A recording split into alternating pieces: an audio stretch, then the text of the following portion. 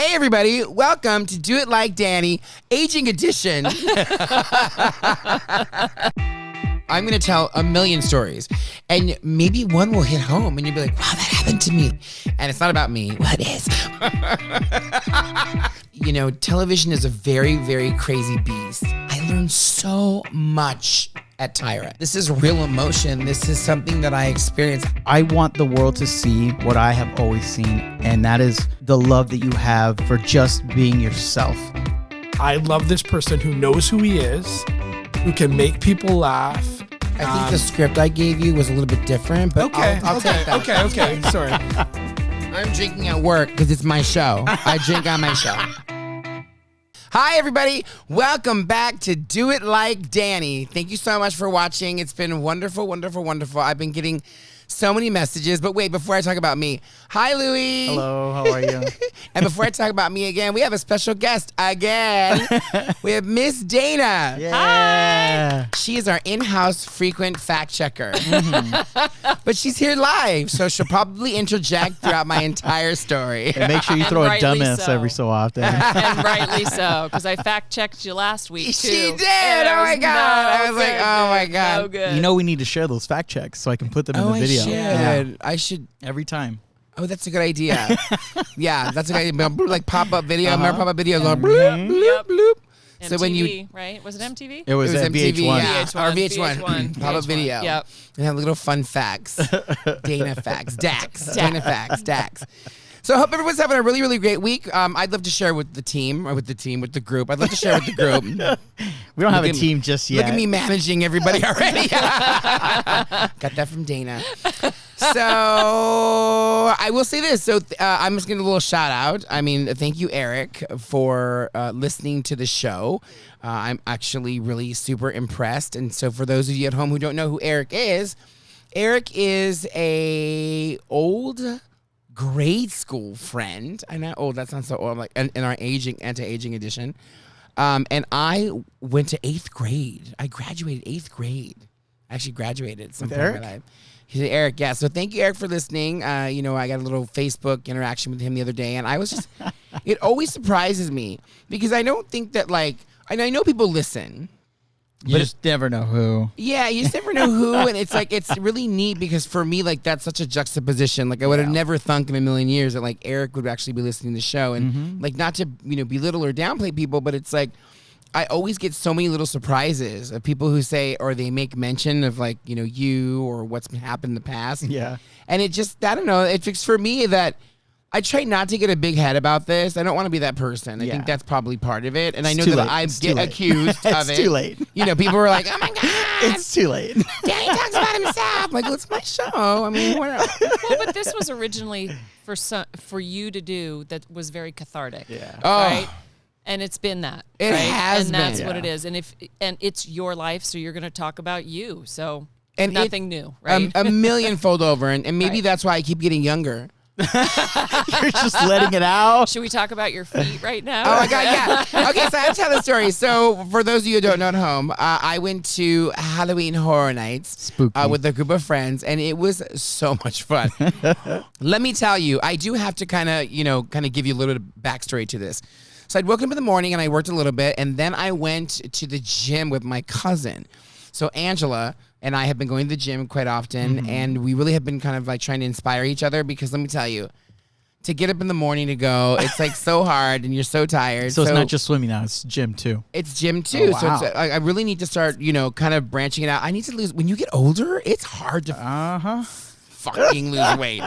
Like the amount of calories that I'm burning per day in addition to like the amount of activity, like it's not even budging. It's like you lost 8 ounces. I'm like, oh. Well, if we get some sponsorships, we can do like a behind the scenes where we go get like lipo. Or like a tummy tuck or Oh something. my God, now you're pandering. No. Didn't you try Cool Sculpt? Is that right? Oh, I've done Cool Sculpt. Yeah. And does it work? It does not work. I mean, it could be called glacial sculpt. I mean, I could have told you that. It does not work. I'm so sorry. It sounds fun when they're like, oh, it's freeze your fat, blah, blah, blah, blah, blah. And you're thinking, but the only way fat can come out of your body is like through your poop and through your, you don't burn it. Like it doesn't. Well, You I don't think it excrete it. It processes in your liver, I think, and you pee it out. Yeah. Is the way that Cool Scalp works.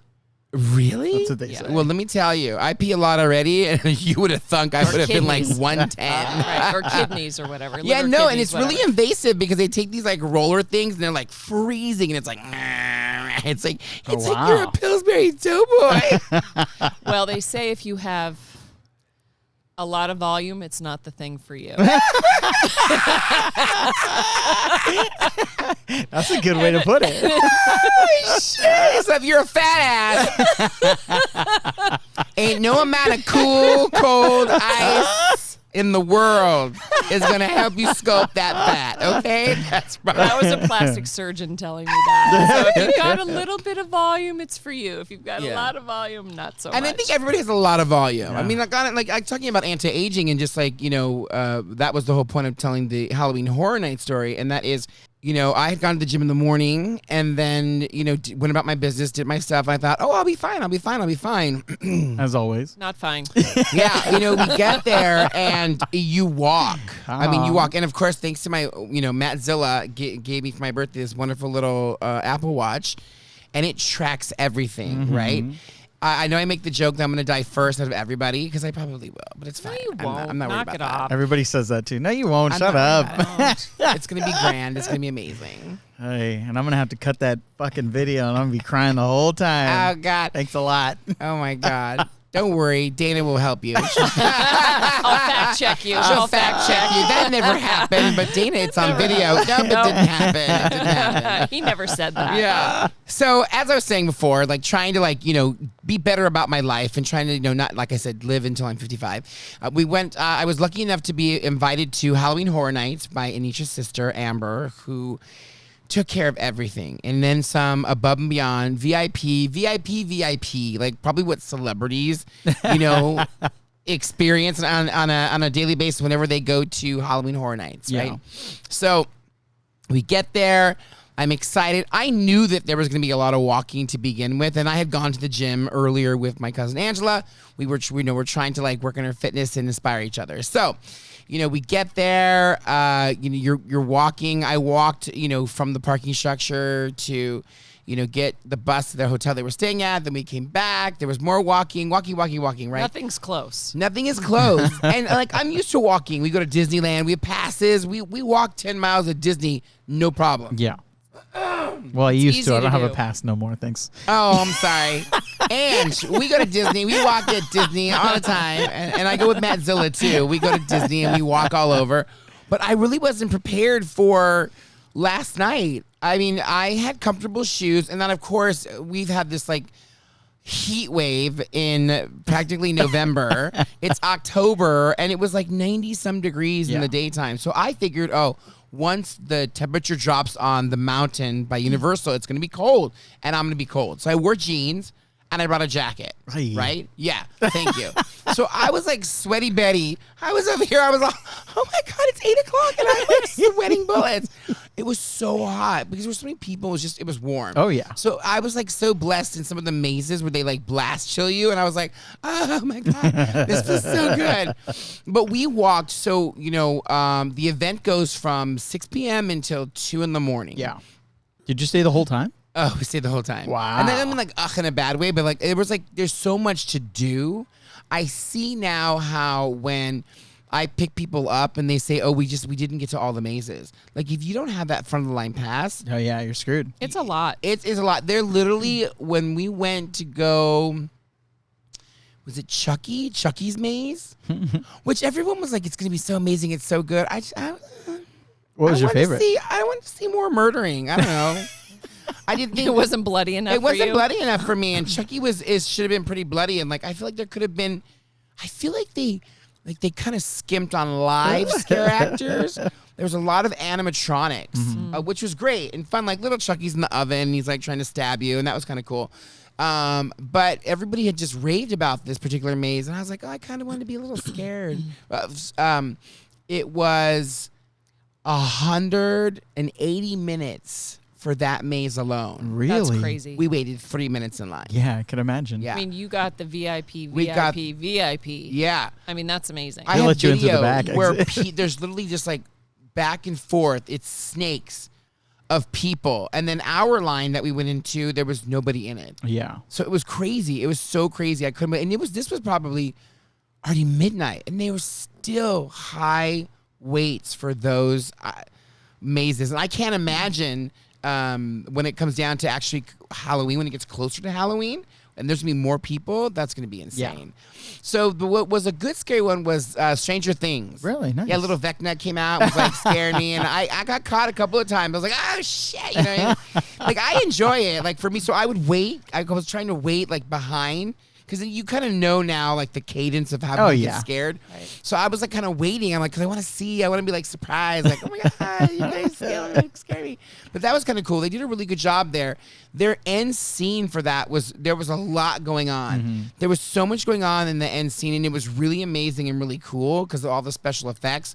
That's one thing about Universal. You get more of, because people always ask me, what's the difference between, like, Knott's and Universal and Magic Mountain. So Magic Mountain is like, they don't care. They just scare the fuck out of you, right? There's no limits. They're on the rides. They're everywhere. There's no area where you're safe. They'll chase you throughout the entire park, right?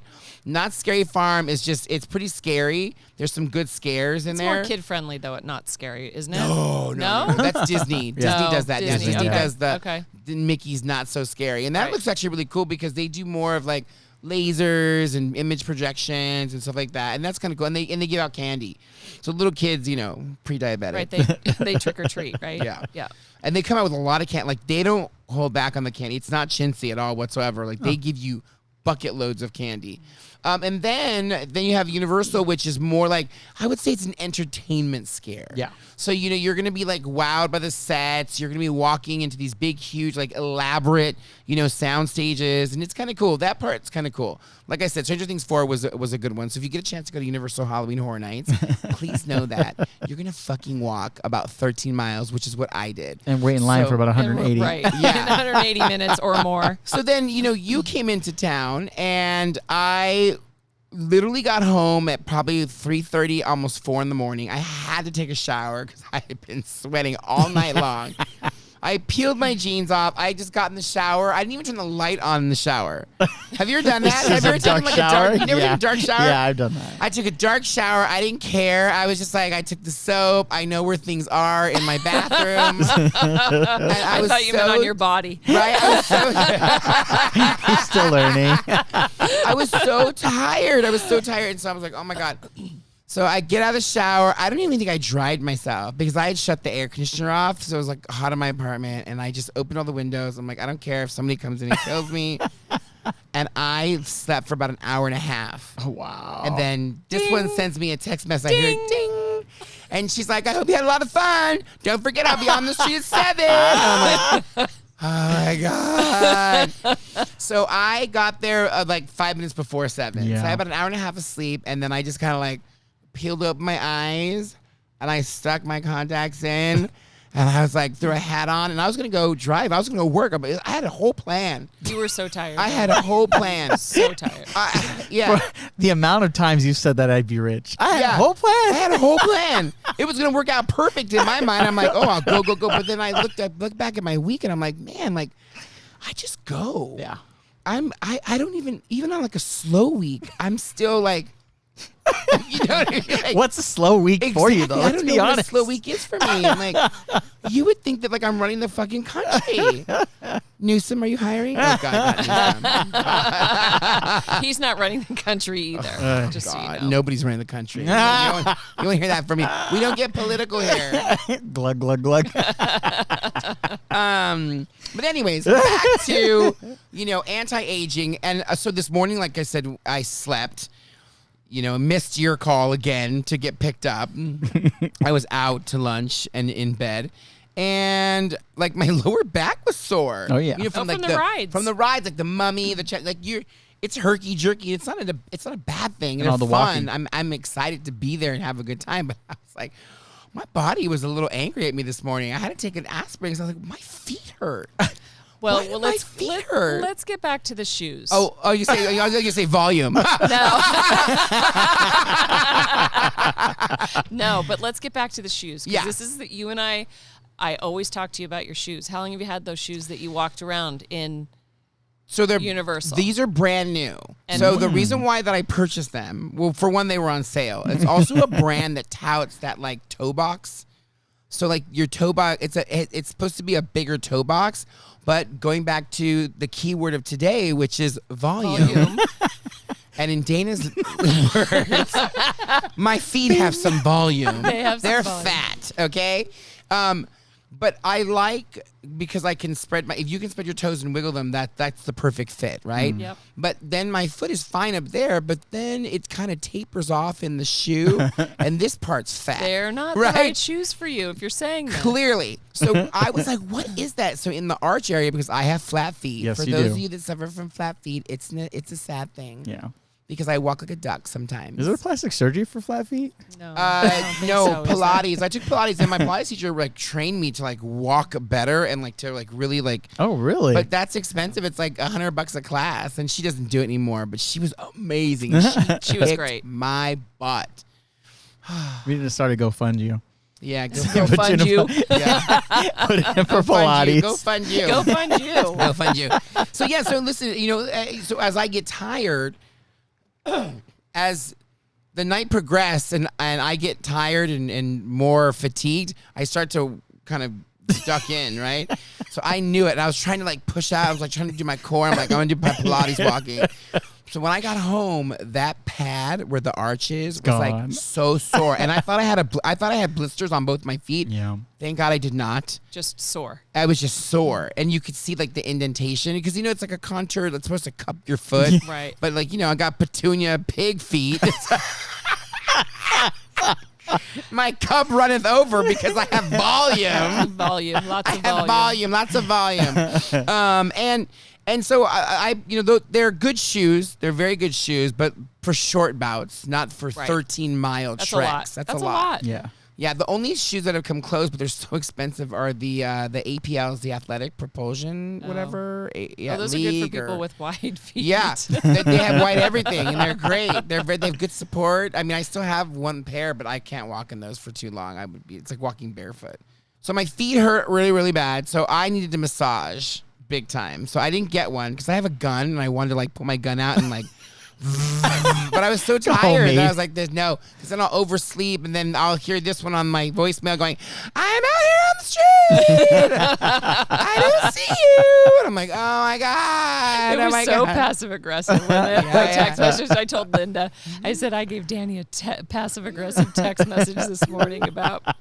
She wanted me to fail. No, She I wanted did me. not. She's like, this bitch is not gonna get out. She was ready. She already had like Uber on speed dial. She's like, I'm calling Uber or Lyft. I'm gonna get a ride over, and I can't wait to throw it in his face. No, I appreciated you taking me this morning. Oh my god, I was so tired. I got like an hour and a half of sleep. So crazy. I mean, listen, it's not like that's not uncommon. I've done that before when I lived in Vegas, and I was like in my 20s. Yeah, in your 20s when You're you not can in do your that. 20s No, anymore. 20s Newsflash, anymore. you're in your 50s. You're Oh gonna my give yourself God. a heart disease. Oh God! So, but I mean, so like you try to do all these anti-aging things, as you saw earlier when we opened the show. Those like little eye patches, which I think are pretty good. Yeah. But I mean, what do you guys use for anti-aging? Am I the only one that does things? I think you're the only one here that's there. That's not true. At least not for I don't do anything. Nothing that I want to talk about. Oh. How's that? Well, you don't even have volume. So. Do you put lotion in it? Do you like? I do a little lotion, but not much. I should do more face mask stuff, but I get too lazy. By the time I realize when I should do it, I'm like, I'm too lazy. Welcome back, Dana. Thank you. It's Welcome nice to back. be here. I'm so happy to be in California. Not for the reason that I'm here, but I'm happy to be here and to see you and Yeah. see little cousin Louie. Look, and cousin Louie. Yeah. She's wearing sunglasses because she's hiding a black eye. I'm wearing sunglasses because I did some self-care today and did a massage, and I was face down and I didn't bring my makeup. So there's well. that. Where'd you get there's- your massage at? At the mall. Oh my God, no. Dirty little massage mall Dirty place. It was so mall. good. So the last time you were on the show, you spoke about how we met. How we met. We had a little bit of a cry fest. Fucking pussies. She called you out. I called you out. Why'd you call me out? I called you out. So I will just say, so we were crying because at that time I had listened to one of the podcasts that you had shared that you had contemplated suicide. Yeah. And what I said to you was, why would you allow me to laugh with you but not cry with you? Yes. That's good. And that's what made you cry. And now we're all crying at home. yeah, we should have a T-shirt. That We says- should. Why would you? And that's why we cried last time. Yeah. That was a good episode. That was a really good episode. That was a really, I mean, I lived it, but that was a very good episode. And there's more because, you edit, I don't say so much of it, but a lot of it does get cut out. Like, Yeah, thankfully, because I was shit faced. we were during that. totally shit. Totally Yeah, I mean, shit-faced I have to tell a story here. I can't just Yeah. I gotta get rid of all the fat, Once we all start, the volume, All the volume. gotta get rid of all the volume. We had a lot of volume that night. have a lot of Listen. We volume. have an episode that I won't air that we just shot like 2 weeks ago, and that had a shit ton of volume. The volume didn't stop. Okay, if I put that out there, you'd be like, "Why did you put that out there?" Oh my God. We might have to stop the show if I did. I don't know. That episode going back to, it hasn't aired yet. No, That whole series hasn't aired yet. it's gonna be in the vault But it for was a while. definitely, it's going to be in the vault for a while. I was like, I was like, And then I yeah. try to stop you. I just want you to calm down. You're like, "Don't you dare! Yeah, I Don't was you so dare interrupt me!" I was He like, tried "Oh to my pro- he tried to produce He's you, trying and to, you were I'm like, having what none are of you it. doing? This is like a good moment. Like, this is like, I'm trying to get it out. And he's like, but wait a minute. I'm like, shut up. I told him, I'm like, okay. I'm like, just breathe. I want you to get it out so people But can hear you you. were drunk too. Oh, yeah. So you were I like got double dutch. shit I could faced. see you. You were so antsy. He was waiting to jump in. So I'm like, right, and he's like, the energies didn't match. Normally No. the energies match the table, Yep. but he was drunk and he was like. Right, and I was like, Telemundo, like telenovela, and he's over here. Like, There was no tact in oh, wait a anybody's. second. Bro, I'm like, no, this isn't a good time. I didn't finish my story. So literally at one point I was like, you need to let me finish. That's going to be good. It was good. It was good. Soundbite. It was fun. Infighting. And I felt amazing the next day. Like, It was very cathartic for you. yo, that was talk about like, Yeah, like, no wonder you felt like good. poltergeist. Really, Was it like, just the two of you? Or No, it was somebody Angelo else? too. my cousin Angelo, Oh, and he was Angelo. asking questions that like, talked about my dad. And talked He about went deep. My mom, and it was good. He had really good questions, and it was Yeah. great Yeah. because I think that, they were items that needed to be addressed, and I don't mean like in a we need to talk about this kind of way, but I think that those were great No, topics, yeah, and yeah. that people, when we finally do that reveal, I think people will have a little bit better understanding of kind of like what I experienced Yeah. growing up. Listen, not that it was Look, we survived. Yeah, yeah, we're we not bitching and survived. Like, complaining. I'm not It's gonna be also- here like parent "Mommy." stuff is so heavy. It's a lot. Yeah. Yeah. It's a lot. Parent stuff is very heavy, but then when you get older, you start to realize you're like, fuck, man, like they were just as young, like Well, you It's forgive babies them for what raising you babies. Yeah. Yeah. Right. So Yeah. you forgive them because they had the skills that they had when they had them, and that was it. And thank God, like my grandparents helped them. Right. You know what I mean? Or Yeah. we probably would have come out really fucked Oh, yeah. up. And by the Just way, kidding. not one of us has children, so I'm Yeah. just gonna lay that out there yeah. too. Well, because I take birth control in my unisex bathroom. Yeah, I've been trying for years. It's not gonna happen, Yeah, but unfortunate. listen, more power to people that can do it. Good for you. Yeah. I try to harvest eggs, everything. Costco had them on sale at one point, but they're expensive. Yeah. Eggs are very expensive. Very. So. Yes, they are. So going back to our wonderful episode, Yes. which was actually, you know what, we didn't even make the mention, which was audio. So this is the Oh, first yes, time right. that Yeah. people are getting an opportunity to see Dana. Well, I mean, not you because you have glasses on, Well. but everyone's hiding behind their Hollywood glasses. That's right. But yeah, oh my God. So this is Dana, everybody. Welcome Dana to the show again because you've never seen her at all whatsoever. You've only heard her voice. You know that she's a fact checker. Oh, yeah. And now you get to see her in all of her Caucasian glory. And she's a real woman. Okay.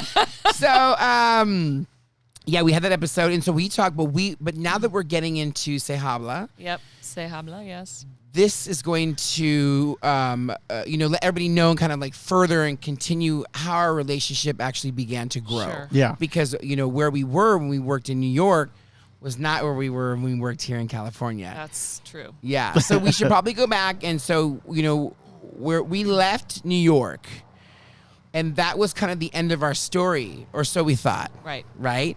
I don't know. We didn't really stay in touch too much. I think we kind of like shot messages back and forth every now and then, but Casual. it wasn't. Yeah, Super casual. super casual, very businesslike. Yep. And it wasn't until one of our line producers was leaving at the talk, and you knew Kevin. No, I actually didn't. Oh, I thought you knew Kevin. No, I'd never met Kevin before. And after the show in New York, you went to Los Angeles and I went home to New Hampshire. And several months later, I was, still looking for work because, that's part of TV. You know, it's 5 years short, later. yeah, short, jobs and things like that. So you're constantly looking for work. And I heard that the line producer job on Se Habla was available, and I knew that you worked there. So I really kind of reached out to you to try and give me the introduction with Kevin. Yeah. When I mentioned it to Kevin, he knew you. He knew of me. Oh, he knew of you. And that was from TMZ? Yes. Okay. Yep, because it was that whole Warner Brothers family that he was a part of. And Kevin knows everybody. I mean, or Kevin knows knows of everybody. Right. I mean, he's like beyond encyclopedia wealth of knowledge. Yes, Like, he is. He is. He's like the Dewey Decimal System. 'Cause he's older. He'll love that one. You're not encyclopedia. You're the Dewey Decimal System. Dewey Decimal. Yeah. You gotta file you. And then you put me in touch with him, and then I flew out. Didn't tell him I was flying out because I didn't want where I lived to be a deterrent for him to hire me. And I really needed that job. Needed that job that's in a big right. way. And I was staying at Doug and Rebecca's right down the street, and I literally walked to my interview and walked in the front gate and interviewed with him and got the job. And I started, that was maybe on a Thursday. Wow. And I started the following Monday. Nice. Did you start season 1 or season 2? In the middle of season 1. Oh, you were in the middle of season 1. Lee was her name, right? Yes. I didn't know Lee left that soon. She left because she had a problem with the same people we had a problem with. And she was having none of it. Oh, interesting. And remember, startup is so much harder than production, right? So startup, that's when you're figuring out systems, you're figuring out personalities, you're figuring out schedules, how long things are going to take, all those things. That is so much more work. Yeah. She basically handed me a show that was, Broken. for the most part, well, that broken, but for the most of part, volume. it was fleshed out in a lot of ways, right? So all the 16, 18-hour days, those were done. Now we're at regular, manageable 12-hour days, 12 to 14-hour days. And so when I started, I think in April, and she left. And then I stayed for another year and a half after that, so 2.5 years. That was crazy. Yeah. And all of that was because of you, because otherwise I wouldn't have known how to get in touch with him. But when he saw my resume that you sent him or that you had made the connection, he was like, oh, I know her. Yeah. I know of her. Yeah. how And that was crazy. really instrumental in me getting that job. And again, I needed that job. Yeah. Was that also instrumental for you guys to like become better friends? Absolutely. Absolutely. Well, we had that working relationship, and then obviously it grew closer and closer and closer. We'll touch on how we grew even closer, but in terms of Se Habla, you kind of touched lightly on, I had the same problems. What were some of the things that you experienced, like from your point of view? Like, remember, we're not talking about anybody. It's just some of the things that you encountered on a daily basis where, you felt this shouldn't be this way. Well, I will say from a big picture standpoint, there were some people that had big important jobs and jobs in general making a lot more money than I was making, and I was doing their job and my job. Ooh. So I will speak to one in particular. We did a Halloween show, and it was Wizard of Oz, the Wizard of Oz theme. I produced that show. Those producers did not produce that show. And along with the director, Joe, he and I produced that show. And I still have the picture, the promotional picture that they took up in my office to this day because I produced that show. Wow. And those people, you know, they were lost. They were lost. And what happened was that there were a lot of people like myself, like you, Danny, like Kevin, that knew their jobs, that kind of held them for a really long time. And it was exhausting. And the lack of respect and that you got from them it just got to be too much. Was that your first experience with that kind of, I guess, environment? On that mass scale, yes, because it wasn't just one or two. Usually there's one, right? In any show that you have, there's usually one where you're like, how did you get the job? Who did you sleep with? Kind of thing. And this was like an entire department of people. Like It was definitely a motley crew. It was a motley crew. And so now that I'm older, and now that and I don't know if you'll ever get to this point, but now that I've been able to detail these stories and say it and re-experience, even when David was on, oh my God, I got shell shocked, because it was just so much again. New York was just a beast. Yeah. And reliving all of that, you're going this oh my God, my body experienced that. My being, I experienced that. It was just so mind-blowing to me. And then even after the show is over, after I do these shows, sometimes when there's a lot of emotion or a lot of things or memories that have been drug up, because I forget a lot. I think I choose to forget because it's I just can't have it in my mind anymore. You're taking care of yourself by forgetting. I just have to remove it out of my brain, because if I remember it, then it's useless because it was a negative thing. Well, you're re-traumatized. It was trauma. Yeah, it was total trauma, and I don't want to be like the millennials. You're able to place yourself right at that particular moment each time, and it's that's too much. It's too much. Yeah. And so, I will say this. Listen, John is the reason why I got that job, right? So I always felt a sense of loyalty. You always feel loyalty to the person that kind of gave you your shoe in, if you will, right? But I worked with him at Tyra, and I wasn't exposed to the inner workings at Tyra as much as I was at The Talk. Well, I will say, so different time in his life. So we'll talk. I'm not going to go in deep with this. Yeah. But I think that he was in a different place for both. So he was at home close to his wife and his children in New York. Yeah. Right? And I think he had the freedom to not be with his wife and his children, to be who he really is. Ooh.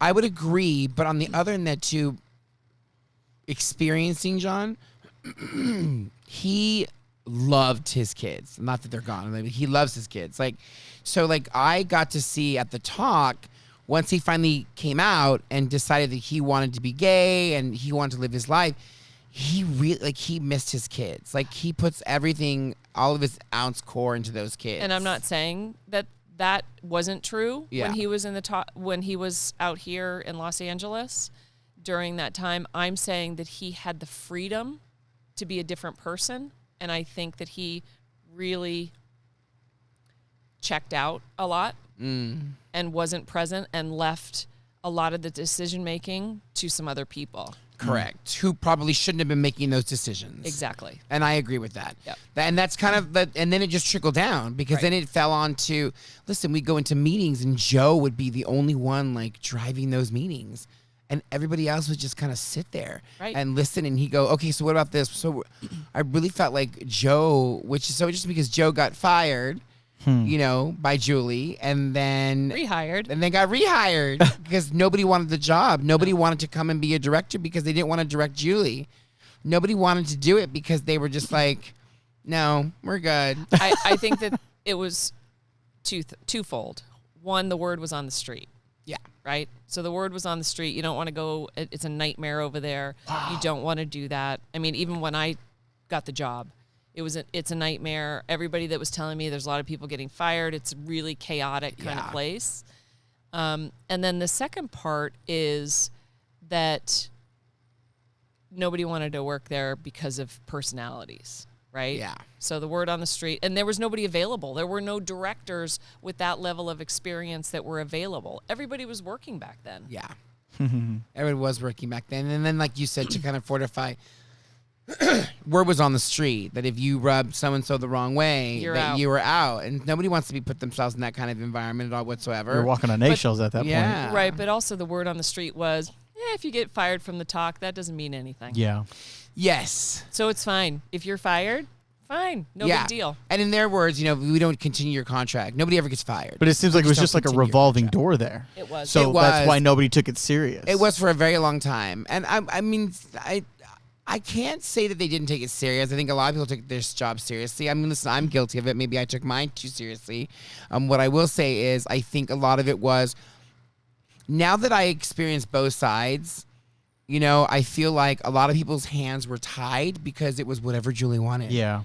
And I think at that point, I think John, did check out. I think everybody else checked out. And I think the people making those decisions had just been like, whatever Julie wants. And everybody was just like, whatever Julie wants. And it was this weird, like Stepford Wife thing. And like a lot of middle management people running the place that did not have the experience. yeah, I would agree with that. And then that trickled down to the crew, that trickled down to the PAs, Yep. that trickled down to people feeling like that there was a sense of entitlement because there was nobody officially in charge. Yeah. Right. Because it was whatever And- Julie wanted. So I'll tell you one time. So I would go back and forth home to New Hampshire. I'd fly into Boston, and it was a Friday that I had taken off, right? And if you remember, Danny, we worked 4 days a week in the studio. Thursdays we went live in the morning, and then we had a tape show that aired on Fridays. Yeah. But everybody was expected to work on Fridays, yes. right? So I had the day off. I showed up to the airport, and lo and behold, there is our art department guy who should be on the set working, and he was on his way to Boston. So I'm texting Kevin. I was like, "You've got to be kidding me." You should have seen the look on his face. You knew you got caught. Oh, he did. all the blood drained from his face, and I was like, yes. Well, it was no secret that he was double dipping. And supposedly how they got around it was that John gave approval. There were a couple other producers that were double dipping also too. Yep. We had a writer that was going on auditions, and I caught him on an audition because I just happened to be walking in that area, and it was on the lot, and he was supposed to be writing for the show. And then, I mentioned it to a few people, and they were like, "Oh, well, It's okay." He had a permission." And it's like, but what kind of bar does that set for Yes. everybody else? That basically means it's like you could do whatever you want. Nobody cares that if And you're it's here or not. Right, and it's confusing. Yes, it's confusing. confusing for the masses, and that's not the way that you run a show. That's not the way that anybody runs a home. Like Yeah. if you're a mom and a dad, or two dads, or two moms, whatever it is, there's a hierarchy. There's certain rules and all that stuff. That's the only way it works. Yeah. Yeah. And that's the only way it works on a TV show, and that's why that show has been so chaotic and so crazy from the beginning. Can I ask you a question? Are you guys surprised at how long that show has lasted No. with everything that you guys experienced? No, you go first. No, because it's cheap now. So all the expensive talent and all the expensive producers are gone. So now it's like the next rung. So it's it's the cheap version of what the talk used to be. Yeah. Right? They no longer do like online giveaways or there's so many corners that they have cut now. And you could say that they're budget cuts, corner cuts, whatever you want to say, but she's right. The only, talent that's left is Cheryl, that from I wouldn't say OG, but from the very early years. Yes. I mean, Cheryl, has been there the longest now. And it'd only be a number of days or years before she'll make too much money and become too big for her britches, and they'll figure out some sort of scandal how to get her out. And there's nothing else. What are you going to put in there? Yeah. So they CSI know, right? at They're gonna, breakfast. right? Or another talk show. It's like, who are you gonna, Yeah. I mean, some of them need to stop, but I mean, It just seems like everyone's. Like You can have a talk show. Yeah. You can have a talk show. You can have a talk J-Hud. show. Yikes. Yeah. I mean, and what's surprising about J Hud is that like all of those producers came from Ellen, but I feel like there's a disconnect because, no offense, they're all white, yeah, and J Hud needs more ethnicity. You know what I mean? Like, it's not like, I mean, come on, let's be truthful. well, they're really pushing to make her the Oprah Light, I think. Yeah. But she's not. She's not. Well, I mean, listen, maybe in 20 years, Maybe. she's not there. I mean, listen, a lot of people have to, go through their trials and tribulations. Drew Barrymore. Oh my God, she's a hot mess. Do you think with Jennifer Hudson, she got the Tyra Banks treatment, where they were putting more whites in front rather than more ethnics? I don't ever watch the show enough to even pay that much more attention to it anymore. It may be in the background. I don't look at camera shots. I'm gonna assume, and assume is obviously a bad term to use. I'm gonna assume. And listen, the thing is, it's kind of hard to talk about this because everybody in the business. Yes. And by us talking about this, it paints people in a different light. It's not a negative thing. It's what we experience. And these people at some point have or had talent, right? Everybody has a little bit of something. I think the point of going back to the talk, to bring this back, I think that John did a lot of favors for people. And he's like, okay, I'll hire you. But his intention was good, but it wasn't a solution. You shouldn't have hired this producer. Yes, you've known the producer for a very long time, but this producer was insane and crazy. Like, he was always stressed out, and he was always running around, and it was always, I mean, you'd get an email, and then you'd get a phone call right after the email. Did you get my email? He was just that kind of a producer. Yeah. And there were a couple of them that were like that to that extent. He was probably the worst out of all of them. So when you get that kind of micromanagement, you want to stay away from that person, because for a fact that they're in their mind, they're trying to cross their T's and dot all their I's. It's just too much, because that it's going to change. That's the one thing about television, is that no matter what is put on paper, no matter what color of our vision comes out, It's fluid. Right before 2 minutes before you go live, things change. And I always recognize that. My issue was when things changed, the wrong people or the right people approached me at the wrong time. Yeah. At the time where I have to seat 250 people based on camera angles and deal with VIPs and moms, and it's 6 minutes to a live television show, and 30 seconds I don't have, 10 seconds, I don't even have 5 seconds. They thought that, oh, well, I'm going to pull Danny aside and I'm going to tell him, so this is what's going on in this segment. But I'm like, I'm during the headlights at this point, because I got to seat these people. We're going to go to a commercial break and come back live for the show. And that opening shot is all of the entire studio and all the audience. And you're going to see pockets of, chairs missing. You just can't do that in a live show. And this show, which was different from the show that we worked on, had actual seats, meaning they weren't folding chairs that you could move in and out and have different configurations. These were actual stationary stadium-style seats that had to be seated. But you couldn't chintzy on that. But you're. Should I tell them your other trick? For what? When you were a little light in the stadium type seats, which I figured out too.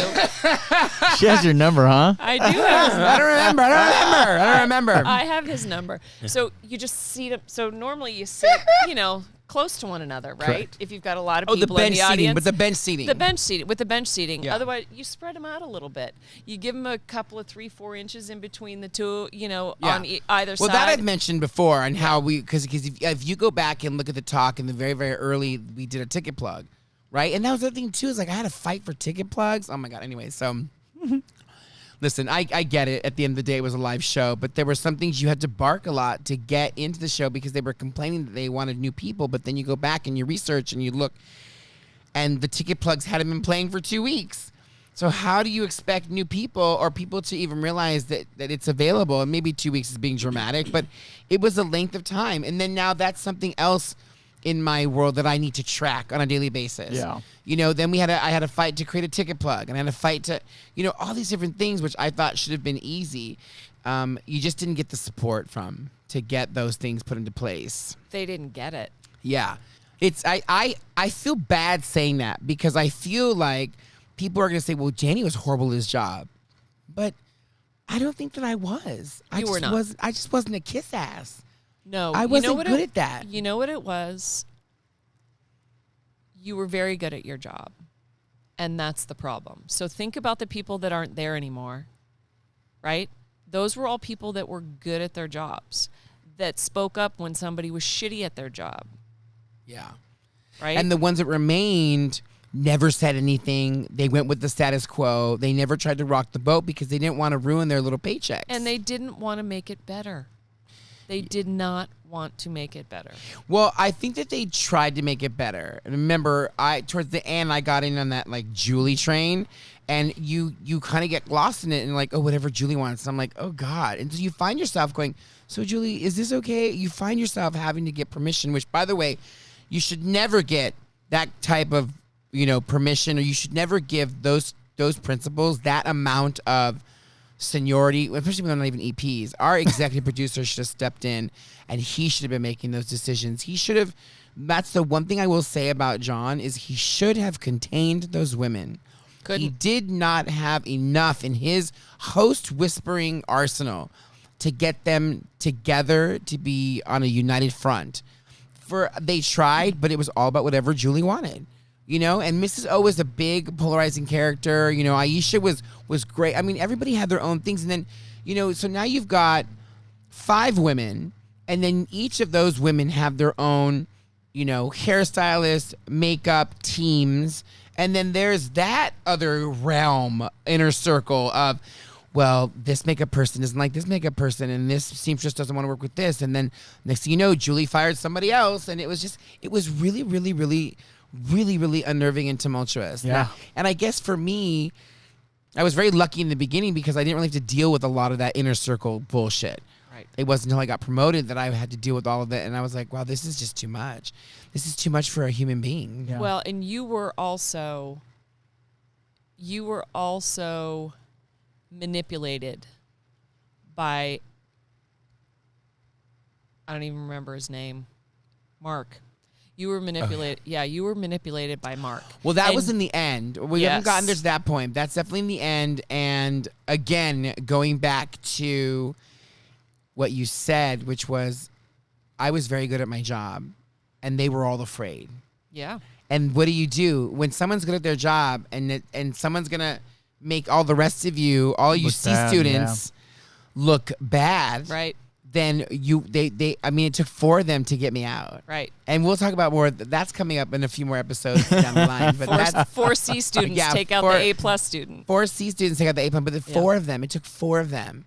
Yeah. But everybody else knew what was going on. And I think that's when we finally get to that point. Like, as I've begun to divulge more and more and say things, you know, it makes me realize that, wow, I was really glad that I got out, because if I was still in it, I probably would have, and this is awful to say it, but I probably would have cancer. I probably would have some sort of like debilitating disease, because all of that turns into something else. Yeah. Well, the stress, the negativity, Exactly. the constant.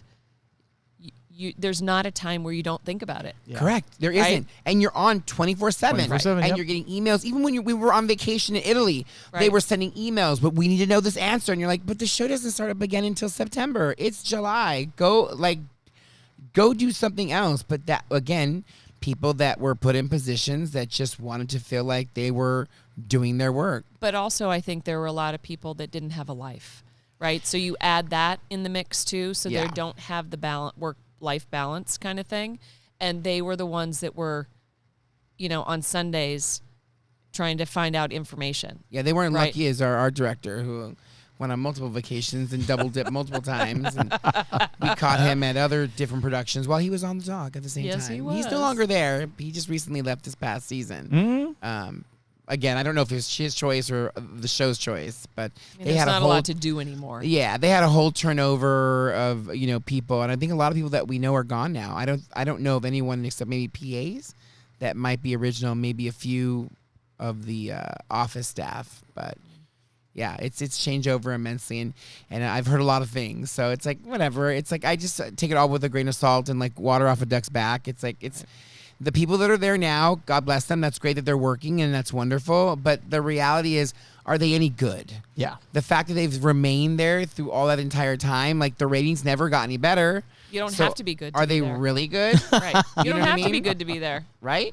And that's horrible to say, but sometimes that's what happens in the end. And going back to how tumultuous and how we think about that every single day, that eventually got to you. It You eventually, ended up getting sick, which was one of the reasons why you left Sahala. Actually, it wasn't. Oh. So I made the decision. Tap and I made the decision. My husband and I made the decision together because it was just taking such a strain on our relationship that I was gone so much. And we were at the point financially that it was okay for me to come home. Yeah. And I had made that decision in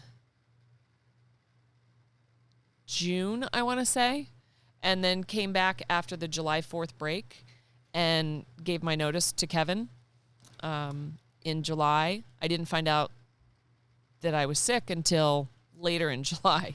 And then left in the middle of August.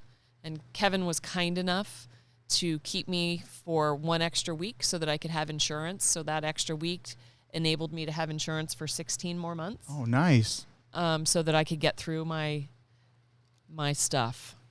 Can we talk about that stuff, though? Sure. Yeah. So Yeah. you ended up I had breast cancer. getting breast cancer. I was diagnosed with breast cancer.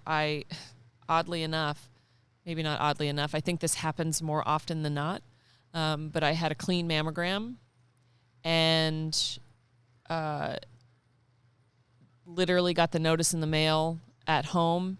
Tap said to me, your mammogram's good. And I said, great. 2 days later, I found the lump. Wow. So I found my own lump and then went to the doctor. And how did you find the lump? I mean, like, Well, you we just were like- going to, what's the place with the, what was it called? Oh, that's right. I remember Pageant of the Masters. Pageant of the Oh, it was Masters. that night. It was that night. Elise was picking me up. I'm running around late. You were here, no? I was here in Oh, this yeah, house. You were here. Running around late. Doorbell's ringing. I don't have any clothes on, so I'm running around trying to put my bra on, and I went to go stuff my breast into the bra, and that's how I found it. Wow. And so we went to Pageant of the Masters. That was on a Saturday night. Monday morning, I called, got into the doctor. The nurse practitioner gave me an exam. And she says, "Oh no, it doesn't feel like anything. But if you feel like you want somebody else to have a second opinion, here's the card to the breast center."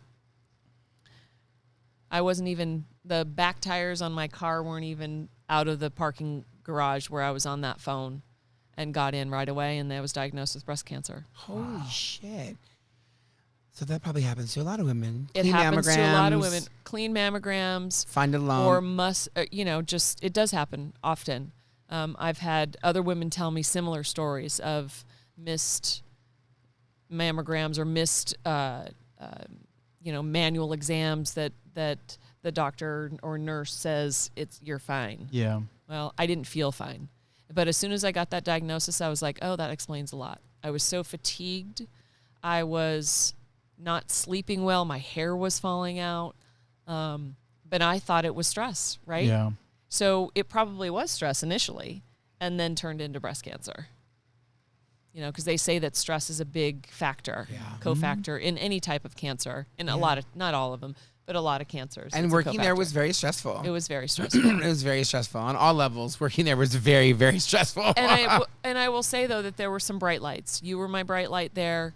Kevin was my bright light there. My boss, Kevin. Susie was my bright light there. Susie. Yeah. I forgot about Susie. Yeah. So there were some bright lights, but those people that I'm talking about, Michelle, those people that I'm talking about were excellent at their jobs. Yeah. So we were the small group Yeah. we were just a small group, and it was really us against them. And that's what it became. It really did become did. us against them. But, leaving all of them out, I think that's definitely when our friendship went to, like, its definite next, like, Oh yeah. ride or die level. Oh, for sure. Absolutely. I I mean, mean- you moved away. I was devastated. I was so sad. We definitely forged a friendship over the, past few months of you being at the talk and Se habla. se habla. And the funny part was, we didn't have that relationship in New York. It was very businesslike. You were a bitch on wheels. And it changed immensely. Yep. And so for me, I will say this, when it obviously really became permanent and that I knew for a fact that we would be ride or dies until the day that we died, Yep. was when, you let me come visit you for Christmas. You're gonna make me cry now. Yeah, you let me come visit you for Christmas. So I will say this, Dana didn't want anybody to see her go through this, that control, right? But she has tons of friends that, in a heartbeat would fly out and do whatever. And I was in a great place at the time. And so she's like, you can come. She goes, but nobody else, right? And so I flew out to Drane, New Hampshire. And she picked me up, and we scream and yell. Every time we pick each other up, we always scream and yell. Oh my God! People on the outside must be like, wow, what is going on with those two? Because we really like scream and we embrace each other, and Yeah. it's so genuine to like see each other. And beautiful home, and that was in Rye, right? No, that was in Greenland. Yep. Greenland, and it was great. It was wonderful. The snow was on the ground, and We walked. We Remember walked. we walked? But I mean, listen, I will say this bitch is crazy. She was going through chemo, and she was going through. Had you been? It was only Not yet. chemo. You hadn't been through Just radiation. Just chemo. Just chemo, but you didn't have hair, No, I was bald as You didn't have hair. bald as an eagle. and you definitely had fatigue. Yes, I did. And we go for a walk in snow that's like past your waist, and she's. I mean, there are trucks on this highway that like are not not gonna a highway. break for you. It was Yes, not that a one by the highway. highway, and you're like, oh, there's no sidewalk. I'm like, what's all snow? Like literally, people were like digging themselves out because it had snowed, and it was just a part of the town where it just wasn't as bulldozed as much. Yeah. I don't know, but Bulldozed. we're like, walking through this snow, and she's over here, crazy broad, just trudging through it. And We took the meanwhile, dogs, right? Didn't we I take don't the remember if we dog? took the dogs. I don't think so. But we were on a highway. And I'm like, what the fuck? It's on a road. It's called Post Road. It's not a highway. It's not a highway. You're such a pussy. It's a highway. You're such It's a like pussy. It's like Pet Cemetery when that little kid's walking out, and I'm like, oh my god, the trucks are barely down. It's like, "Nah." Oh my God. But it was on that trip that was just like it solidified everything. I knew that she would be a forever friend in my entire life, and that the love for her was beyond genuine and deep Yeah. at that point. Do you remember making Mexican food? I do remember making Mexican food. I made it. So moving from from here to New Hampshire, Mexican food is one of my favorite cuisines, right? And I said, can you make Mexican food when you come? So he makes the Mexican food. I can't taste anything, right? Oh. But he made the Mexican food. The kids loved it. But Like he put guacamole. guacamole and all that stuff. But remember the rice? Yeah, I put too much salt in the rice. He put like a handful of salt into the rice. Well, no, it wasn't that. I used your Gray like salt. fancy smancy Yeah, gray gray salt. salt. Yeah. What I realize now is when you use salts like that, you have to start out with a little bit because it Yes. has to melt Melt. into it. They're different. So I just threw in as if it were kosher salt, not realizing it. And I was like, oh, this is really salty. And I couldn't taste anything. I'm like, this is delicious. It was so salty. It was so salty, and the kids loved it. We did. I made guacamole. Yep. They ate guacamole, and it was great. We went shopping. did. We went shopping, and listen. I try to bring humor to everything. Oh my God. I try not to. I don't know. I make light of probably the worst things I shouldn't be making light of. It made me laugh, though. Yeah, you bring a that's little just- joy. It's just who I am. And I feel at that moment, in my mind, I think, well, this is the right type of humor, right? And people are like, no. no. But I'm like, right? me As I it suck in was. air to like do it. So we were in the market. And of course, like, listen, I was the darkest thing in New Hampshire at that time. This is years ago. It's changed since then. It has. A little bit. There's like 4 dark people That's now. not true. But like, yeah, like your maid was white. I mean, come on. Like, your maid was That's like, true. I miss my Rosa though. your maid, and you go, yeah, they can't clean for shit. We can't find any good cleaners out here. And she was right. It's the truth. It's the truth. It is the truth. I It was is like, the truth. This is so random. It's so true. A white woman so is good. vacuuming my room. Like, Now I what's have that? the Brazilian boys. Oh, yeah, that's right. They're Oh, your people. oh my God. My community. Your community. They're not trans. I'm They're just kidding. not. So we're in the market. We were shopping, and I can't remember. It was that the day we also went like to Maine. We took a Probably. drive, Yeah. like you being control freak. You're like, I got it, no problem, no hair, no eyebrows, and she's over there like, I'm fine taking these. I need my what's that pill that you take? Oh, the tamoxifen? Yeah. I was not tamoxifen then. You were on something though. You were on some sort of like pills for something. And so she's over there all frail. She's like a 5 pounds, and she's. It's so much fun, right? Oh my God. Ay, ay, ay. So she's wearing a beanie. So we're going. Whenever we spent the whole day together, was we had it was cold. It was fucking cold up there. And so we're in the market and we're shopping, and of course everyone's looking at me like, who's that? Who is that? Right. Who's They that? couldn't possibly be looking at me, the bald chick. Yeah, no, not at all whatsoever. They're like, oh, because she matches their skin color. But I'm like, I'm I'm looking at everything. Like, I'm so nosy. And people are like, he's touching things, right? And I'm like, what's happening here? So I don't know. I just tried to bring comedy to it. And so she's in the aisle and she's trying to bend over and do something. And I just go, are you okay? Like, I scream out really loud, like right next to her, are you all right? And I turn, I'm like, she has cancer. She has cancer. God. She has cancer. And everyone was Oh like, my God, I laughed so hard. I laughed so hard. She's laughing because obviously it was done in like my Do It Like Danny style. It was way funnier to me in that moment, in that Oh my God, market. it was so good. And the people were like, oh, well, now we know why he's with her. You know what I mean? Like, it gave them relief. He's not here to kill us or rob us. Yeah. He's the here. caretaker. He's the He's the caretaker. Because I couldn't think of anything else that moment that was going to, like, bring it home and make people, like, fucking wake up. They were all staring. And, like, maybe I'm crazy, but no, they were all What do like. you mean maybe you're crazy? You loco. Yeah. But yeah, so anyway, so it was just that was hilarious. I love that story because at that moment, like, that was needed. Like, there was some comedy needed to be had. Yeah. There was another time, and I don't even remember the circumstances. It might be about my tenant that we'll get into on another show, about my squatter. And he said to me, he goes, bitch, please. I'll be there with bleach and garbage bags. We just strike that from the record.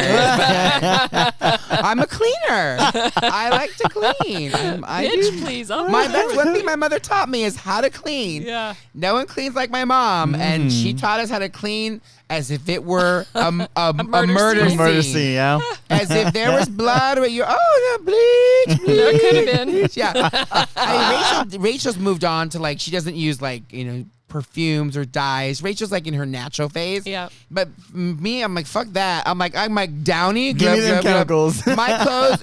I just am always like, I am insecure when it comes to, like, Smells. You're a sweater. I have volume. I have volume, and I never want people to be like, "Oh, that guy smells like a fat person." Like, no offense, people who have volume, but there are scents to you.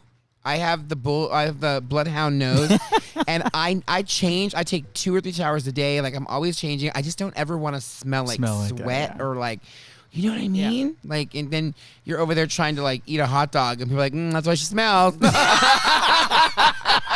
Onions. That's why she's got volume. Now, how many times have you said that about somebody else?